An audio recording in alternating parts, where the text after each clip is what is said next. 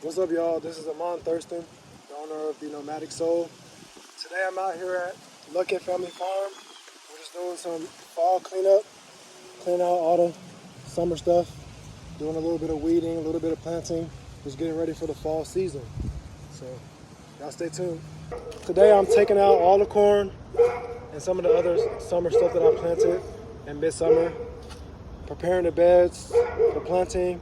I got some fall stuff in the greenhouse that I want to get in the ground as soon as possible. So, just doing some farm chores, removing plants and weeding. So basically what I'm doing is I'm just taking down this corn and I'm checking the stalks for any good cobs. This is my first corn crop ever in my life. It was partially successful, but you live and you learn. I know what I did wrong, and next summer I'll know what to do better. I'll know what to do right. So I'm just cleaning all this out.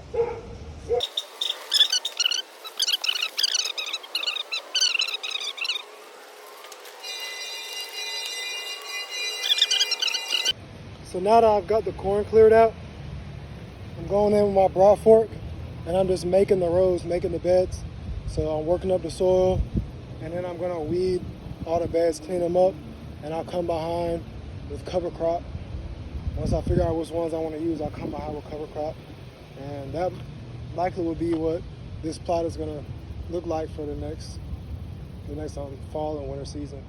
But I have a tiller, but the reason I decided to go with the broadfork is because this soil is already very, very loose and decompacted, so I'm physically able to go behind with the broadfork, and it's efficient, And also, broadforking is less detrimental and disturbing to the soil and to the soil life, and it's just a good aeration tool, which is basically what we're trying to do. We're just trying to break up some of the larger soil particles, introduce air to the soil because air gives life to the microbes, and just kind of designate the beds visually, because before there were no rows or beds over here. It was just a bunch of stuff that I planted. I was just trying to get something in the ground, but now we're trying to get more intensive and get more efficient with our whole operation. So we're going with the rows. We're doing 30-inch beds, probably like 15, 20-inch aisles, give us some wiggle room. So that's what I'm doing right now. Basically, what you do with the broadfork, it's just like it's a big fork, big scary fork, and what you do is drop it in, wiggle it in until you get to your desired depth. Come back with it.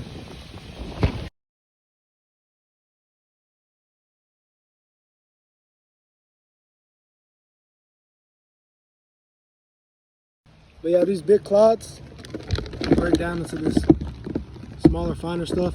And the more you broadfork and the more you introduce life to your soil, less compacted, less cloddy, the looser and finer and healthier your soil becomes.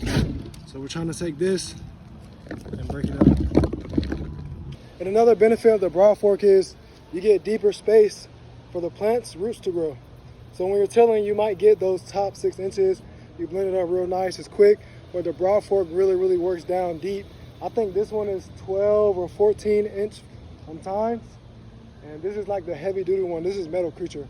I was really, really, really happy when I purchased this, and it's done right by me, It's good. And with the broadfork, after I come in with the broadfork, I can put my hand in 12 inches into the soil before I hit that, kind of compacted area in the subsoil. And that's really, really good because that creates very, very good drainage in your soil, very good aeration, and it just helps the plants to grow bigger. They have more established root systems. So that's another reason I like the broadfork. And I know that technically I'm turning the soil, which is very similar motion to tilling. But the thing about the broadfork is over time, the more you use it, the less turning and less destructive you have to be, less involved. Like after a while, you get to the point where you can just drop that thing in and it's all the way in. You come back, you don't turn, you don't wiggle, you don't flip, you just come back. And that loosens the soil so ever slightly, and it lets all that air in, you're creating aeration. So right now the soil is slightly compacted. I have to do a little bit of leg work, put my back into it, but after time goes by, it's gonna become easier and easier. Here, I want to show you all what it's looking like. So this is the compacted soil that I'm working with. This has only been tilled one time. You know, that was just to break up that super extremely compacted soil. That was just to unlock the soil, and that was one time. But now I'm broad forking, and look at that. You see the difference? And I'm still going, you know, versus this. So that's what the broad fork does.